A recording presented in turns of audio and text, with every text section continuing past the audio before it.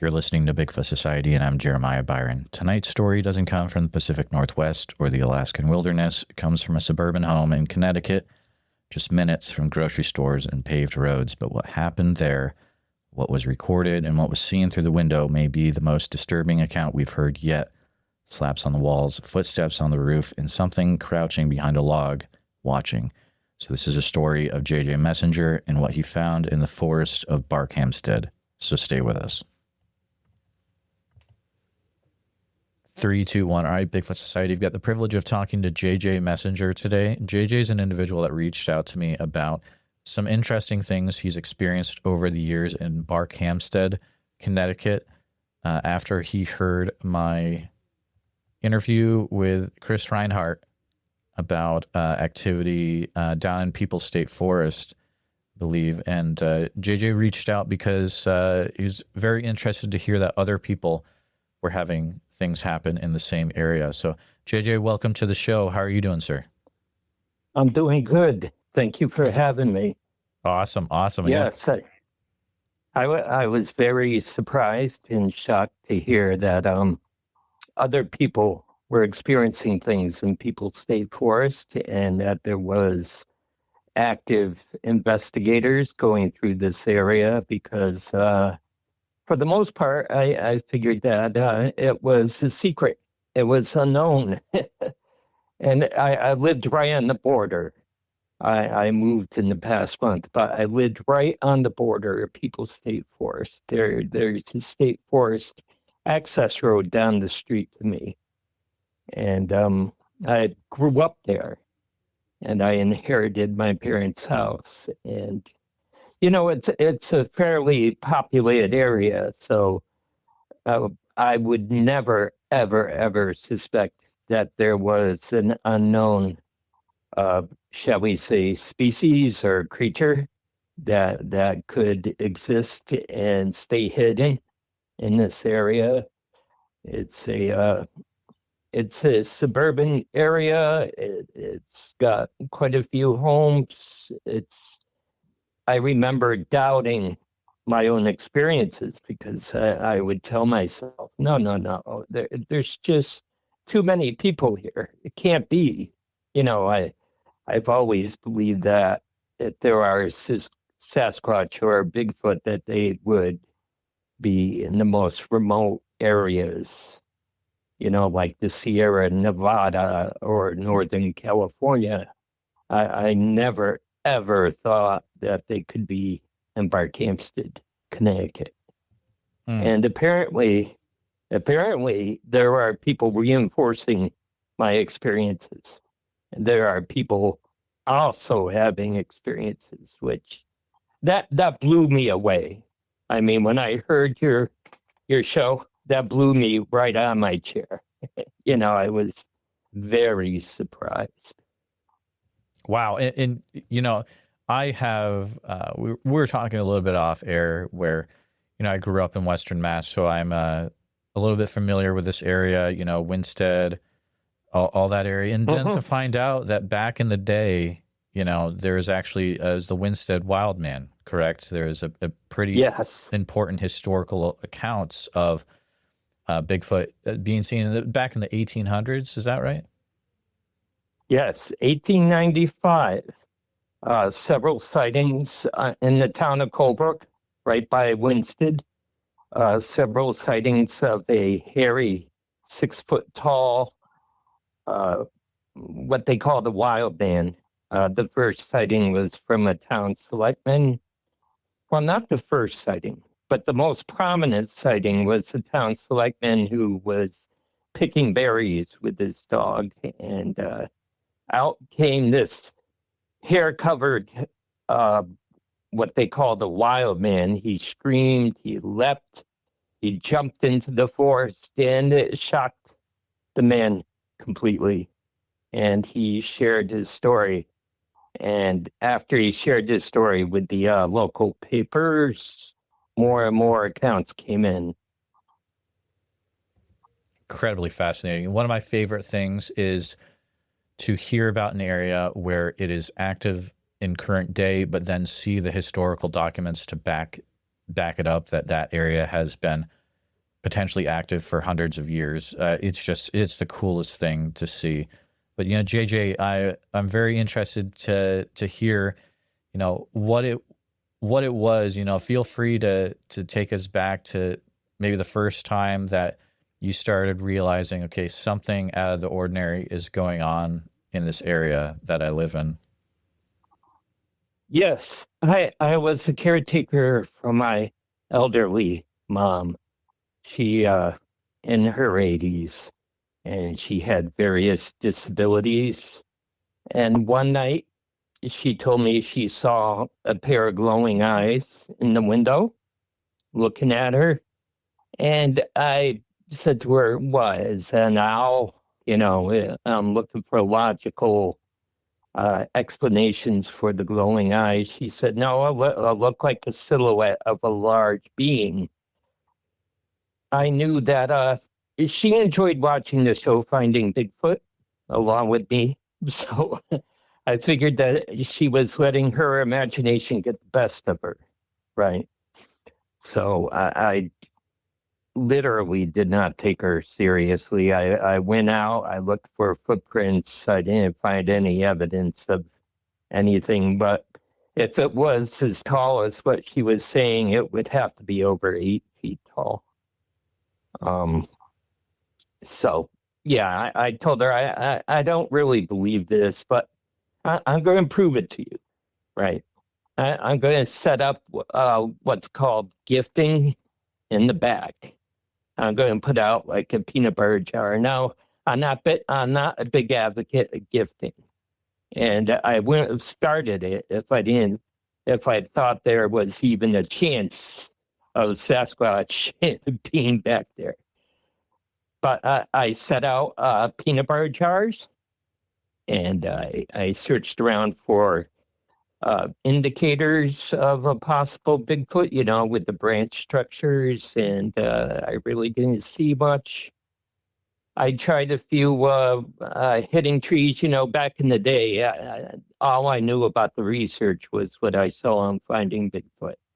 So I was trying to hit trees to solicit a response, and close by, there was a very loud branch snap. So I'm like, whoa, I didn't expect that to happen. So I'm scanning the wilderness close by. It's all on video. I would always video or audio record everything. Scanning the forest looking for black bear, because we do have a lot of black bear. As a matter of fact, people relocate their black bear to Barkhamsted if they get in trouble when they in a more populated town. So, yeah, I didn't see any evidence of any type of wildlife, and I thought that branch snap was very unusual. But I left out the peanut butter for a few weeks, and eventually something took the peanut butter after unscrewing the top and leaving the lid. And I thought that was highly unusual because, if it was black bear, there'd be tooth marks all through it. So I started to get perhaps a little bit of pause, thinking, well, maybe my mother did see something in that window after all, because I couldn't understand why.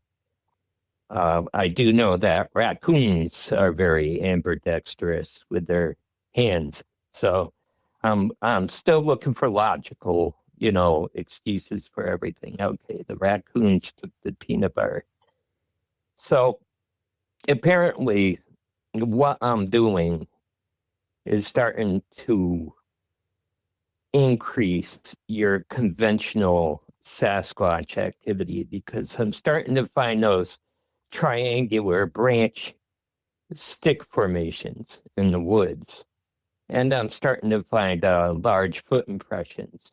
Nothing that's really detailed, like a foot impression in a mud where you could like count all the toes or anything, but instead large indentations in the vegetation in the grass that were human shaped, but much larger than my foot. And being logical, I was also thinking, okay, black bears, they have their front and back paws overlap, right? And that can create the illusion. But the trouble with these foot impressions is that they were much wider than the black bear would have. They were extremely wide foot impressions. I have a lot photographed, and I'm still very doubtful. I'm still very skeptical, thinking, no, this can't be. So I'm still exploring as a skeptic. I start setting out audio recorders in the woods, and I start recording what I consider to be unknown sounds, sounds that are not easily traced to black bear, fox, or any the common wildlife of our area, fisher, you know. And I'm making a point of trying to familiarize myself with the common wildlife sounds. And I'm catching what appears to be like a gibberish, like that kind of sound. And, logical explanation, well, maybe there are people out in the woods in the middle of the night making odd sounds. But, for the life of me, I couldn't imagine such a scenario because, the only scenario that could indicate that it was people was that if they were trying to prank me. But no one knew what I was doing. This was all in private, just my mother, who was disabled in her wheelchair. Nobody knew what I was doing, where I was setting recorders. No one knew the areas I was investigating. So the idea that someone was pranking me was non-tenable. And it got to the point where there was activity around the house. I mean, slaps on the house, light footsteps on the roof, which I believe to be smaller entities, that they would actually go up on the roof and walk around. There was one evening when my mother and I were sitting in the living room, and there was a literal conversation in the backyard, of a low guttural voice going back and forth with each other. And I'm looking at her like, are you hearing this? I'm just in total disbelief because this is Barkhamsted, Connecticut. This is not the Sierra Nevada range. This is, for the Sierra sounds, they had to go riding horseback deep into the wilderness and stuff. And here I'm hearing similar sounds in a very populated area, in a fairly populated town, in the house that I grew up in. And, it's just, it became a very strange and surreal experience for both of us. And she has since passed on, but the few people we did share these experiences did not believe it. Family members or friends or whatever. It's obviously a hard thing to swallow. And people are like, well, you're obviously misinterpreting, or you're obviously mistaken. But I have many, many, many recordings of what I believe to be a unidentified vocals out in those woods. And I just have no idea what these vocals are. Now, some of the recordings, perhaps if I had like a wildlife specialist that I could refer with, perhaps they could help me out on that. But I'm fairly certain that many of these recordings are your conventional sounding Bigfoot recordings. I can't prove it, there was an occasion when I was walking out back to leave more food at the gifting log, and I saw a small form. He was about 50 to 75 feet away, and he was behind a fallen tree. And this small form sat up to attention, and I do have it on video. Unfortunately, it's kind of a blob on video, because my camera was not of top quality. But he sat up, and there's a few frames in the footage where you can see shoulders ahead, and you don't see the conventional black bear ears sticking out, especially with the younger black bear. They had those very prominent ears that come up. And he ducked back down behind the log, and he sat up again. And that's not a conventional black bear behavior of ducking and sitting up. Black bear will climb up at attention and sniff, the air, but they're not playing like peekaboo,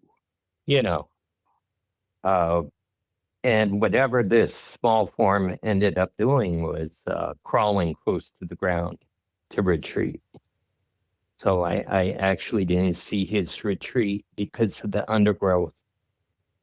But this peekaboo behavior was very unusual.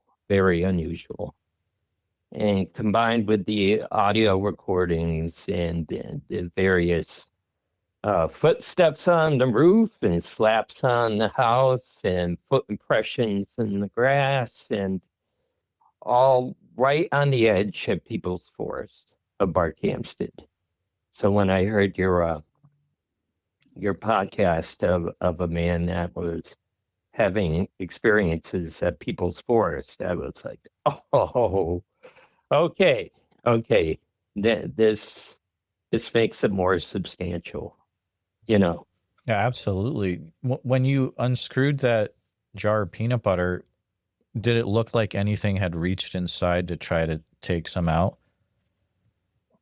Yeah, the peanut butter jars would disappear and the lids would be left behind. And once in a while, I would find the jars with no tooth marks, and they would be like cleaned out, spotless, like something brought to the brook. And there's this little brook that runs out back that's it's spring fed, it's fresh water, it's this very high quality water brook. And yeah, the containers would be cleaned out, spotless.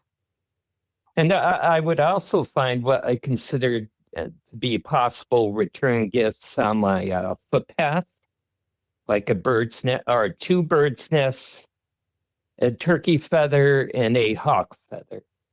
The sounds that you've recorded, the gibberish sounds over the years, are those available anywhere to listen to, or is that you have those, privately in a research collection? Yes, I put them on YouTube, but I did take a lot of the YouTube videos down because I kept reworking my channel, trying to get it more popular because it wasn't attracting attention. And actually, the only attention it was attracting were the trolls, the people that would mock it or make fun of it. I wasn't getting that attention from the open-minded audience that were open to the subject. I am reworking the videos, and I will put much of the audio back up. Yes. That's great. I'm going to soapbox for a little bit. Never give in to those individuals. There will always be individuals that will just be putting terrible comments on your show, your channel, and making fun of people. And there's a great feature where you can mute those individuals. That I have to do that over and over and over again. It's just, don't let that stop you from putting stuff up, I would say. Right. what was discouraging to me was that was the only attention I was getting.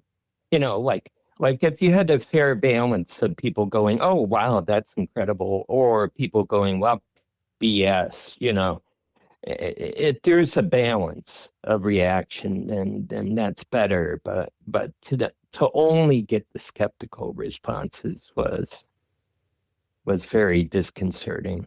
Yeah. Well, I would say keep it up, keep putting stuff up. The right people will see it eventually. Have you ever reached out to Chris yourself after hearing that interview? No, I haven't, but I'm very interested in what he's doing. He's doing a lot of the paranormal side of things. I do have experiences with the paranormal investigation because while growing up, I knew the family of the Warrens, and I also knew a lot of their students.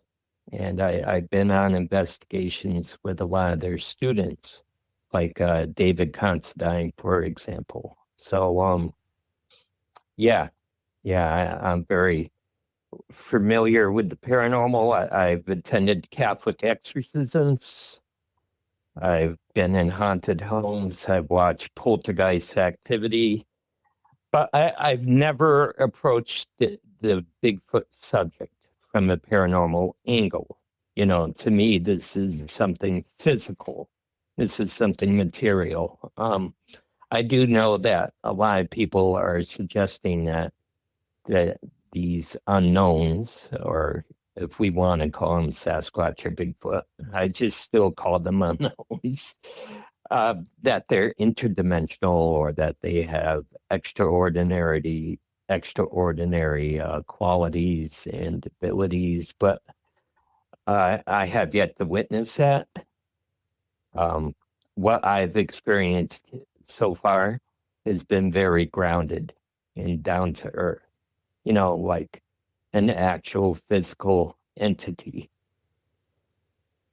That's that's very interesting. It actually kind of brings up a question I was going to ask you is you're having this activity start to happen around the house, slaps on the house, light footsteps on the roof, Yes. conversations in the backyard. Is there anything that is starting to happen inside the house over the years? No, Okay, nothing interesting. inside the house. Gotcha. Yep. Has there been a time where you have experienced things happening to yourself? I think if you remember the interview with Chris, he started to have some really interesting things happen to himself physically, detached retinas, etc. Anything like that? No, no. There have been logical things that have happened, like getting Lyme disease from ticks. You know, Oh man, I'm sorry. uh, I've had several flare-ups of those Lyme disease rashes and had to be on antibiotics, but I don't have any disabilities from it, at least so far, thank God. You know, but I haven't had any detrimental physical experiences like some people suggest that infrasound frequencies or whatever can cause some detrimental physical reactions. I hadn't experienced any of that. No. Gotcha. And maybe also asking, have you ever experienced anything where you know witnesses will say, "I started hearing a type of voice in my head," or mind speak, or any communication like that? No, no mind speak whatsoever.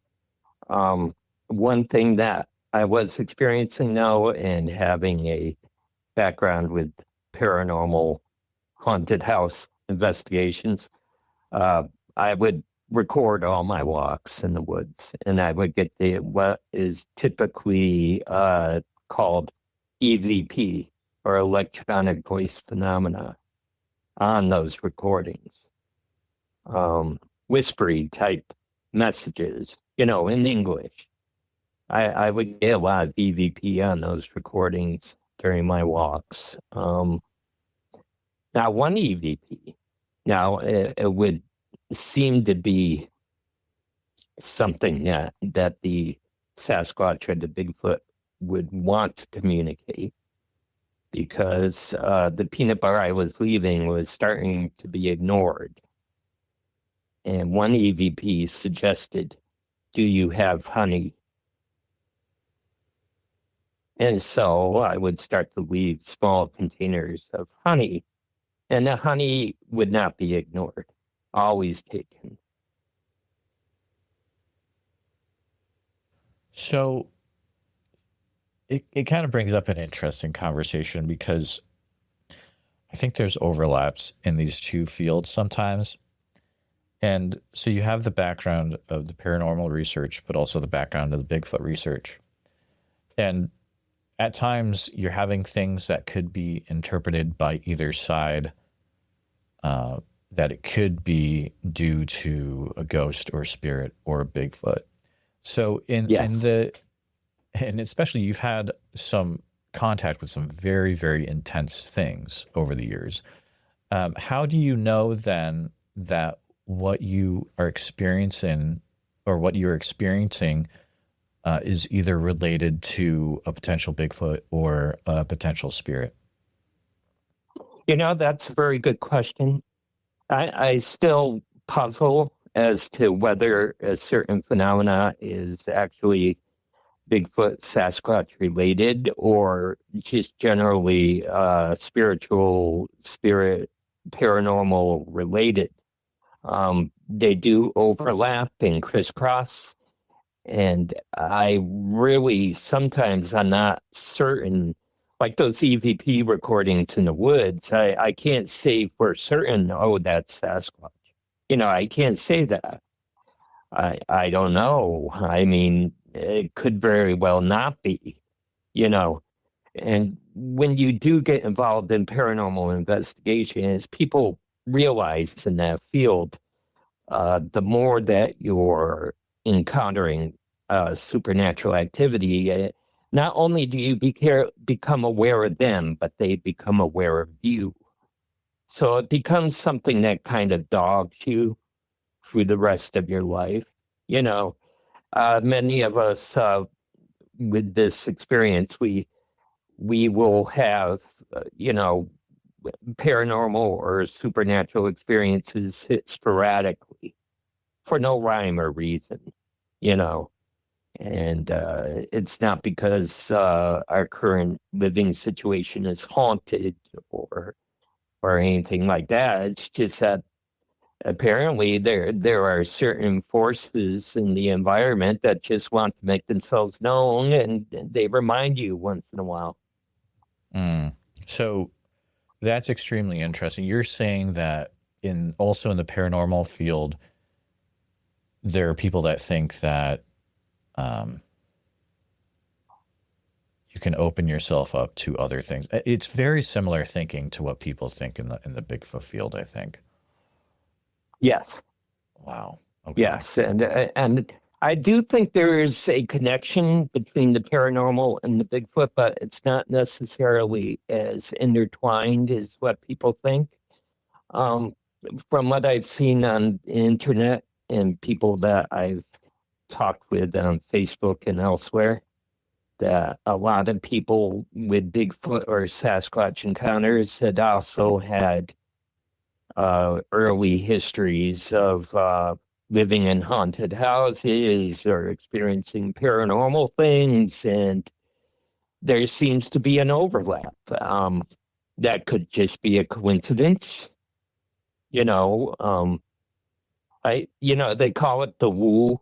I never was like big into subscribing to the woo or going heavily into that.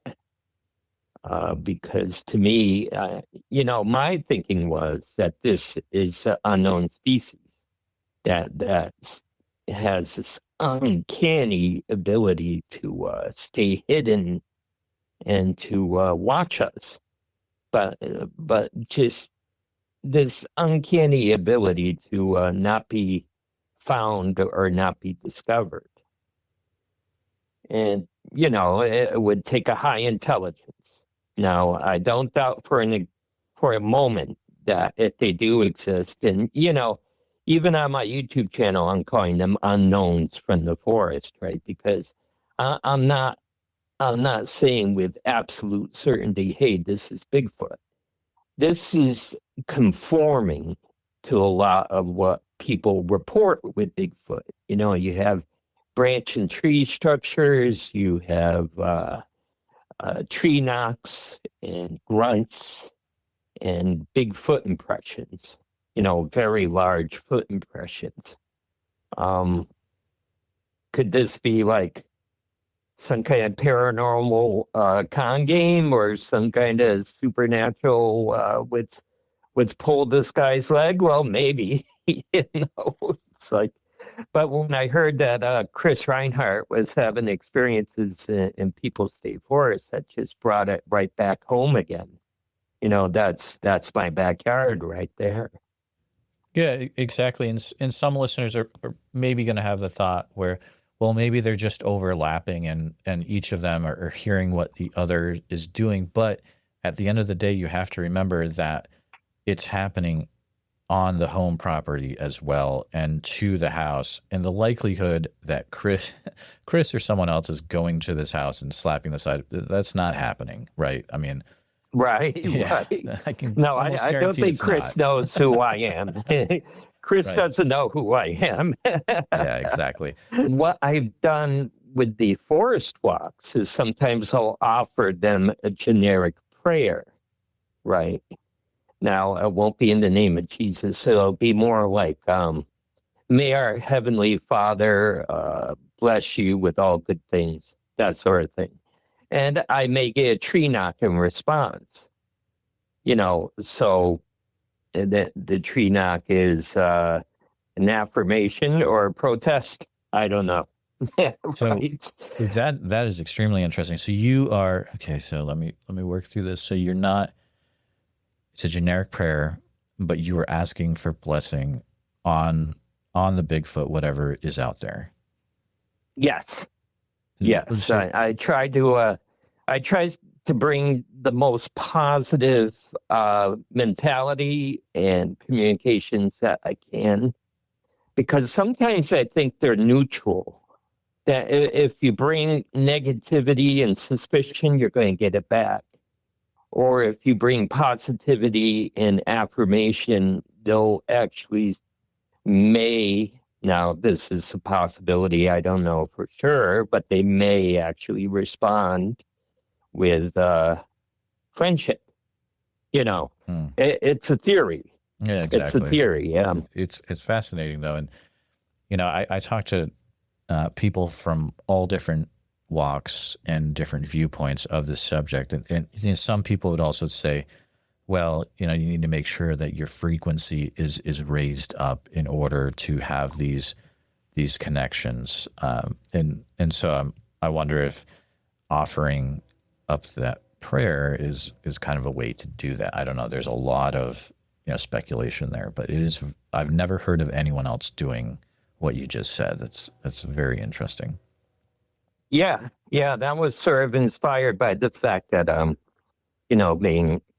being exposed to the Warren style of paranormal investigation, you do bring the faith element into the situation and see how things happen.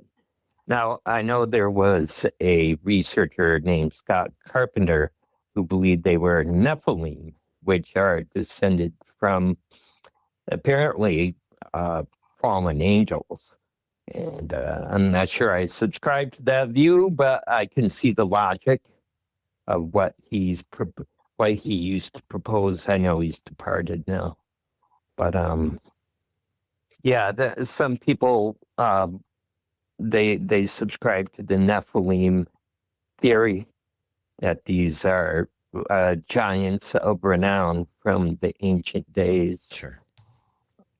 I really don't know. I'm very skeptical of that theory personally, because From what I understand of the biblical history of the Nephilim, they were very aggressive and violent.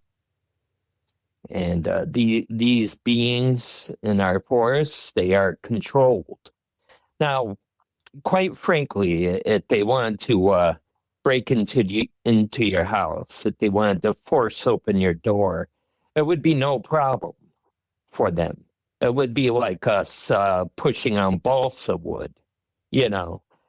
If they wanted to do you harm, it would be no problem for them to do so. Even a well-aimed rock, even a well-aimed rock would do you in. Absolutely. So if they were aggressive and violent, it would be like no problem for them to enact this, to complete these actions. And it's like, and someone got struck by a rock in the woods, no one's going to be, it won't be in the news. Oh, Bigfoot killed someone. It will be like, oh, a mysterious death, someone found in the woods, you know. So, yeah, I don't think they're Nephilim per se, but there might be some connection somewhere down the line. Another thing that Chris had brought up in his interview is that they're in that area, in other areas around the U.S., they're picking up on weird humming noises or hum noise. Is that anything that you've ever heard or experienced in that same area? No. Okay, gotcha. No, I haven't experienced any weird hums. Okay, gotcha. Going out into the forest, and when you live so nearby, and also we've talked about being in this subject and getting deep into it can open you up to other things. Is there ever a time where there could have been something else out there that was not Bigfoot, that was maybe more negative, but also maybe some kind of cryptid? Yes, I'm totally open to that possibility because I've encountered very negative things, paranormally with those haunted house situations.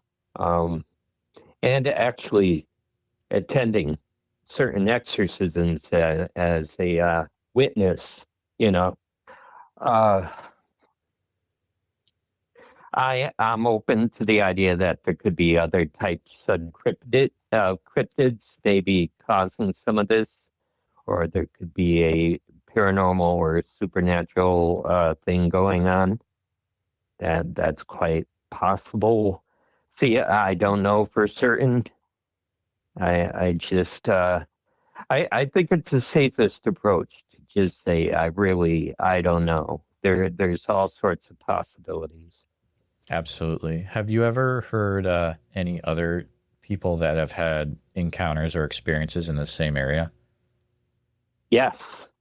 There was a friend on Facebook, and she was saying that her brother, who has since died of cancer, unfortunately, that her brother used to work for the Metropolitan Water District. Now, where I live, it's right near a reservoir, a very large reservoir called Barkhamsted Reservoir, and it's no trespassing. This is an extremely guarded, well-maintained area. It's a water supply for the greater Hartford area. And at night, there are helicopters patrolling this place. So, nobody can sneak in. They have infrared thermal vision. And they'll find you and arrest you if you're near the reservoir. Well, he worked for the water district, and there was an access road down to the reservoir. And it was part of his routine to make sure the access road was secure, with chains and gates and stuff. And when he would drive down this access road, apparently he would see large human-shaped entities with glowing eyes. And it scared him so much that he told his sister he was going to quit his job because he couldn't he couldn't deal with the fact that if he has to go down this access road and see this large thing in the woods with the bright glowing eyes staring at him, he's not. It was not a situation that he was comfortable with. That is wild. I've never heard of any activity by that reservoir, but it's definitely something I will, keep in mind, especially being so close to those forests that we've been talking about before. Thank you for sharing that account. Yes, yes, and yeah, I would never have thought there was anything around the reservoir. And let's face it, they're monitoring by helicopter. So if there is something around the reservoir, whatever government agency is doing the monitoring, they know, they would know. Some researchers have a certain goal that they keep in mind when they're in this field. For you, is there a goal that you have in mind when you're trying to find out more information or maybe get contact with Bigfoot in this area? Yeah, my goal is to understand exactly what's going on because I currently have uh like 1,001 questions that are unanswered, and I really do not understand exactly what is going on or what they are or why are in the area. Um, and also, it's my goal that people be aware of this, that I don't want people to think this is, some crazy lunatic hallucination type thing where crazy people, congregate on the internet and share crazy stories. I want them to realize that this is based in reality. That's why I do always do the audio recordings and the camera, you know, because when I share that footage, when I share those recordings, it's like, see, I'm not. This isn't a matter of someone, being off the rocker. This is an external phenomena that can be recorded. I think the public eye has slowly been turning over the years. And you mentioned finding Bigfoot. I think that has a lot to do with it. That really put it in the public eye. And then I think as there's more and more media that gets out there, and I would say positive media, positive shows that actually highlight individuals like yourself, let them speak what they've experienced. I think that's very, very important. There's some great shows out there that are doing that. And hopefully one day, a great example of what can happen when the public really gets behind it is with the UFO UAP field. And once enough Yes. people push, then stuff starts to get released. It may be slowly, but it does start to get released. And it just hopefully, as we both go along in our journey, that stuff does continue to get out there. I don't think we're at the point yet, but hopefully in the future, maybe people can contact their congressman or representative and be like, hey, what's with the Bigfoot thing? Who knows? That might be fun. But it's been a fun chat, fun time chatting with you about an area. We don't get a lot of Connecticut episodes, and so I'm always glad when someone is able to talk about this state. There is a lot of weird stuff that happens, especially in the northwest corner of the state. JJ, I want to make sure that you were able to share everything that you'd wanted to share today about what you've got going on down there. Yes. I do have a YouTube channel. It's Unknowns from the Woods is the current title because I wanted to be very careful with how I frame it. Mm-hmm. Whether it's paranormal or natural or somewhere where there's a mixture. It's like I don't know. I really don't know. I didn't want to make grandiose claims like I think Bigfoot found or something like that. I didn't want to make grandiose claims because yes, a lot of the things I've been finding is what you would conventionally associate with Bigfoot. The foot impressions and the branch structures.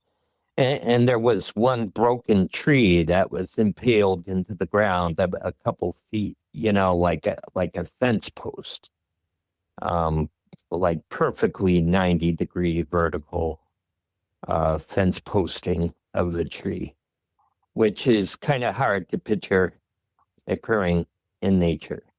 Because, okay, say a tree breaks in nature and it's going to impale into the ground when it falls, right? But it's going to tilt. It's going to lean off and it's going to impale and there'll be like damage to the ground and it won't look like something that a road crew did. It won't look intentional. Yeah. But this impaled tree looked intentional and clean and deep, which is bizarre to me. And this is a tree that a normal human being could not lift, you know. So things like that, very, very strange, very bizarre. Perhaps there was a 1 in a million circumstance that created that. Trees, I have no idea, but it's something worth sharing. It's also on the YouTube channel, and my name on the YouTube channel is the Winstead Wildland Research Organization. I have a few friends that are helping me with digging into the history of the Winstead Wildland, and perhaps that there's a continuing presence of these supposed wildmen. I know that there are people in the area. There's a man in Colbrook, Norfolk area who wrote a book. And the title of the book is The One Who, I don't want to misquote the title, but he wrote a book about the cottage, the cabin he lived in, and all the experiences that he was having there, and how his family and his friends and all that didn't believe him either. So, it can be a lonely thing to experience this type of thing because people will not believe you or they'll think that you're just being strange, you know. But the more mainstream we can make this, the better, I think, for everyone. Like currently, we have Pentagon officials on the floor of Congress talking about these unidentified flying objects, right? Oh, yeah. And just a couple of decades ago, that would have been unthinkable. People would be like, no, swamp gas, right? Right. So, yeah, we have to make it more acceptable, more mainstream that people are experiencing these things and they're not all, what they would consider mentally or emotionally compromised. Oh, sure. Is that book one that was recently released, or is this an older book? It's an older book. It was released like 15 years ago. The One Who Runs and Hides, I think it's titled, referring back to an old Native American name for the Sasquatch. I may be misquoting, just so people are something in that general idea, the one who runs and hides. Nope, I found that as well. It looks like it's written by Chris Marola. So yes, that's it. Maybe another good lead to follow. So thank you for bringing that up, and that could be fun. So, well, Chris. Oh, sorry, JJ. And the other thing I wanted to ask you is there a way that people can reach out to you if they, have questions for you, or do you kind of just you've got the YouTube channel and that's good? Yeah, I have the YouTube channel. They can email me at Mermessen. That's MERMESSEN at hotmail.com. And yeah, anyone who wants to get in contact.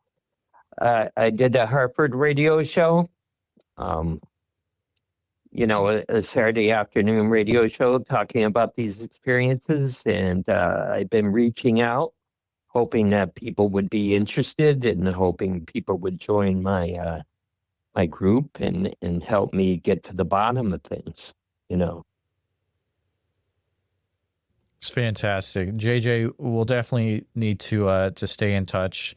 It's an area of the country, as I was saying, you don't hear a lot about, but when you do hear about it, it's very interesting. But thank you so much for spending some time this afternoon and for talking to us about the Bigfoot activity in this area of Connecticut. Yes, thank you very much. Just want to take a minute to say thanks for listening to this episode of the Bigfoot Society podcast. JJ's story is one that stays with you, not just because of the voices in the forest or the slaps on the roof, but because it happened in a place no one thought Bigfoot could be. So huge thanks to JJ for sharing decades of research and courageously opening up about what he and his mother experienced in Barkhamsted. If you enjoyed this episode, please subscribe to us on YouTube, hit the bell icon so you never miss another encounter, and share this one with a friend who's curious about Sasquatch or the unexplained or Connecticut. If you're listening to us on Apple Podcasts or Spotify, make sure you follow the show there and leave us a 5-star positive review and rating to help more listeners find us and to really help that algorithm over there. If you or someone you know has had a Bigfoot encounter, especially in New England or anywhere in the world, I'd love to hear from you. So please send me an email at bigfootsociety@gmail.com. And guys, there are big things happening tomorrow in Bigfoot Society. We are going to be launching our brand new membership community through our website, bigfootsocietypodcast.com, and through Supercast. That means Patreon's not going to be the place anymore, and YouTube membership's not going to be the place anymore. So if you've gotten used to, getting the episodes early and ad-free and the extra episodes every week, you want to make sure that you're going to head over to bigfootsocietypodcast.com and click the members login, and that's where you can check out this new membership area where you can get the content. It's so easy. I mean, you can sign up for Supercast under 10 seconds. Way easier than any other platform that I've partnered with. And I know a lot of people haven't been able to take part so far because they're like, I just can't figure out how to sign up for this. Supercast is so easy. You'll be in 10 to 11 seconds. It's intense. So I hope to see you there on the inside. You may even be able to get in today. Check it out, bigfootsocietypodcast.com. Check on the members login button in the upper right-hand corner. See if you can sneak in early. But we'll see you there. And this all kicks off tomorrow, August 8th.